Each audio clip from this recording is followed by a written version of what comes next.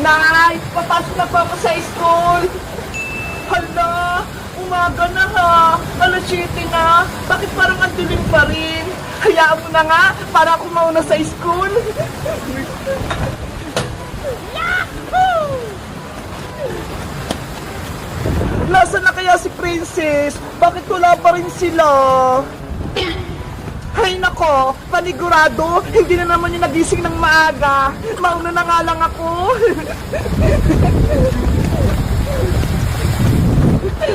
Dadala ako sa shortcut para mabilis ako makapunta sa school namin.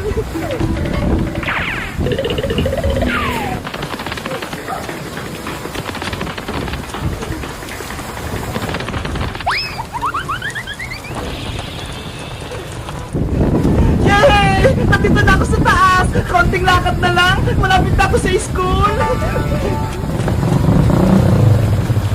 Guys, alam nyo ba, may kwento ako sa inyo. Si Princess, di ba pinagsulat ni teacher sa Noisy? Tapos, hindi niya sinunod yung pangalan niya. Kaya ayun, sinumpong namin siya kay teacher. 6, 7! Hoy Princess, tapos mo na ba yung assignment natin sa math? Yung number 6 tsaka 7? 6, 7 ulit!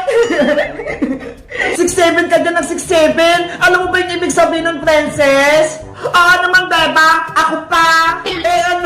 Ipaliwanag mo nga. 6-7, kasi ganito yun. 6 plus 1 equals 7. Ang batang mabait pupunta sa heaven, kaya tinawag na 6-7. Ganun ba yun? Oo, ganun yun. Tigilan mo na nga yan, Princess. Wala namang kwentang 6-7 na yan eh. Hindi mo lang alam yung bebang eh. Tapos mo na ba yung assignment natin sa math, Princess? Hindi pa nga eh. Yung number 1, hindi ko alam. 6 times 7, hindi ko alam talaga eh.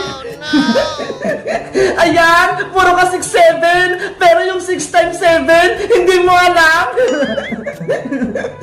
Bebang, pakopya ko ng sagot mo. Yung sa number 1. Ayoko no. Ano ba yan? Ang damat mo, bebang. Grade 3 ka na, kaya dapat alam mo na yung mag-times, Princess. Kasi gutom na ako eh. Kaya hindi ako makasagot. Ayan na naman si Princess. Laging gutom. Bebang, may natira pa ba kayong handa ng New Year? Baka may tinatago pa kay Sharif. Akin na lang.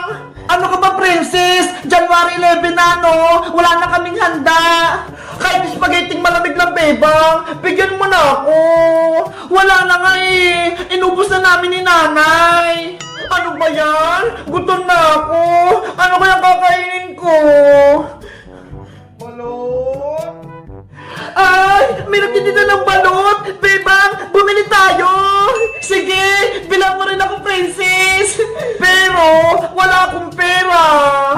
Ito, pera! Bumili ka! Yay! Makakabili na ako ng balot! Balot! Hoy, balot! Antay mo ako! Ang bilis ni Princess! Pag may pagkain! Tulong! Tulungan niyo ako! Kinuha ko ni Kukawa Manika! Wala nang magliligtas sa'yo. Kukunin na namin yung katawan mo.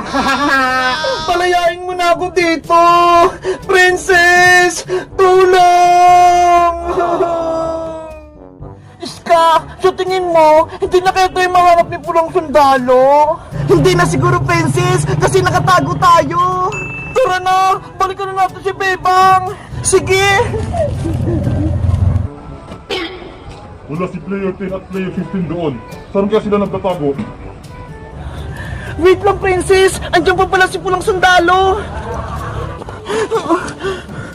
Kukawa Manika, hindi ko mahanap sina player 10 at player 15. Natakasan nila ako. Huwag kang babalik dito, Pulang Sundalo, hanggat hindi mo sila nakukuha. Okay, hahanapin ko ulit sila. Lagot! Hinahanap rin tayo ni Pulang Sundalo, Princess. Hindi tayo makakalis dito.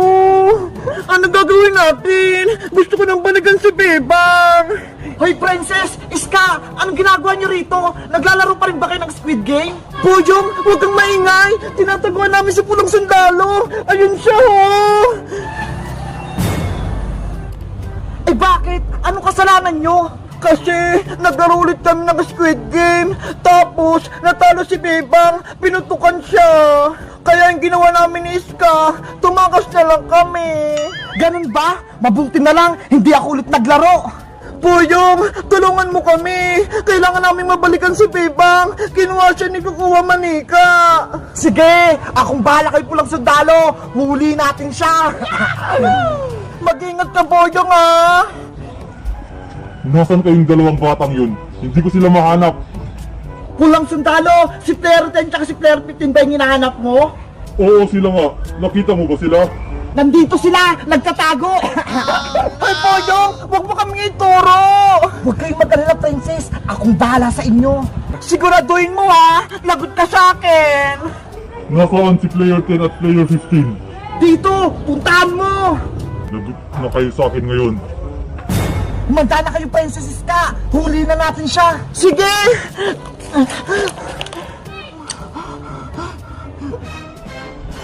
Huli na kayo! Itong para sa'yo. Akala mo mahuli mo kami, ha? Tanggapin mo to. Ikaw ang huli namin, Pulang Sundalo. Bitawan mo ako! Princess, kunin mo na yung armas niya. Sige. Ayan, wala na siyang baril. Iska, talihan mo na si Pulang Sundalo. Bilis. Eto na.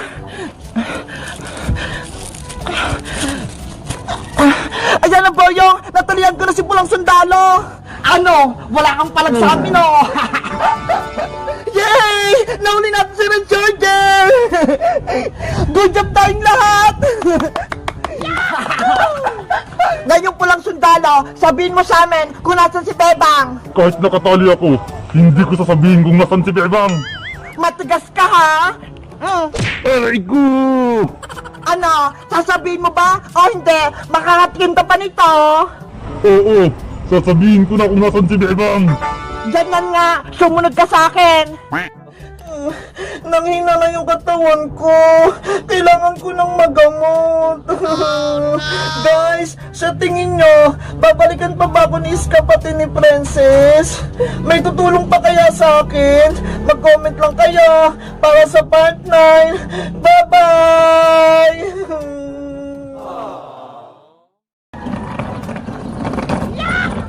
Eto na ba yung bahay ni Nanay Sitang?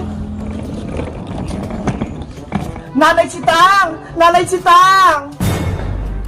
Sino kayong nasa labas ng bahay? Nanay Sitang! Buksan niyo tong gate! Nainitan ako dito sa labas! Naku! Si Barbara! Umuwi! Barbara, anak! Ikaw na ba yan? Hello, Nanay Sitang! Kamusta po kayo? Eto, okay lang ako.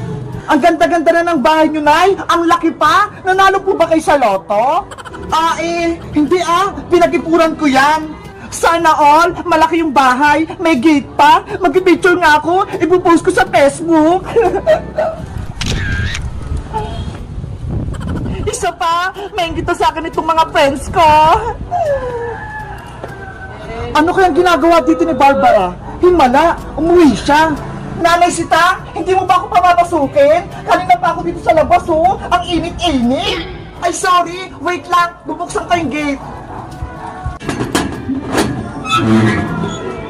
Pasok ka, Barbara. Pakibuhat na lang po tong bag ko. Ang bigat-bigat, eh. Oh, no. Grabe naman tong batang to. Ang tamad-tamad. Ang bigat nga! Wow! Ang ganda ng bahay namin! Mukha na akong mayaman! Dito na nga lang ako titira! Selfie! Doon! Maganda mag-picture!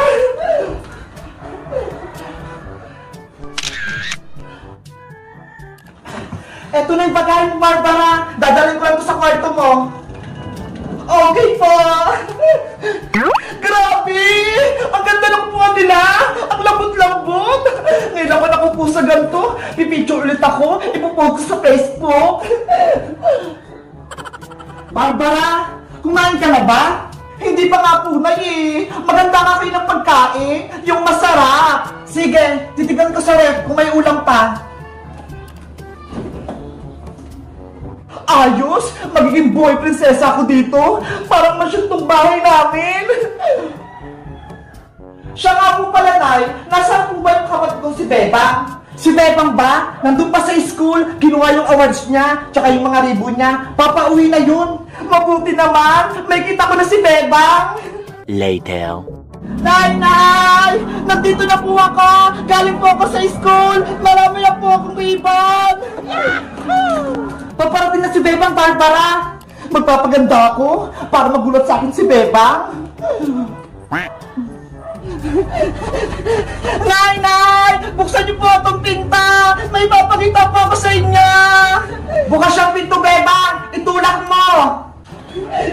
Surprise, Nay! Marami po ako natanggap na ribbon! Eto po!